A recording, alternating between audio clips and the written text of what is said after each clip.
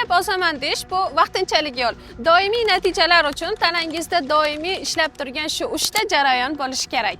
Birinchi jarayon to'qlik jarayoni. Ochlikni yengmasdan ozib bo'lmaydi. Bu jarayonda sizga dolchili olma sirkasi yordam beradi. Ishtahangizni nazorat qiladi, shirinlikka tortmaydi va kamroq yeyishni osonlashtiradi.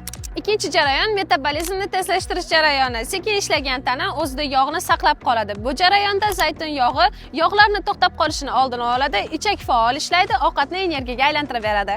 Uchinchi jarayon yog'ni yoqish jarayoni. Yog' o'zidan o'zi ketmaydi, uni yoqish kerak. Bu jarayonda limon va zanjabil qorishmasi qorin, yonbosh yog'larini parchalaydi, tanadagi suv va shishlarni chiqaradi, energiya sarflashini oshiradi. Shu 3 ta jarayondagi mahsulotlarni bitta nabor qilib yig'dik. Zararsiz ozmoqchi bo'lsangiz, hoziroq buyurtma bering.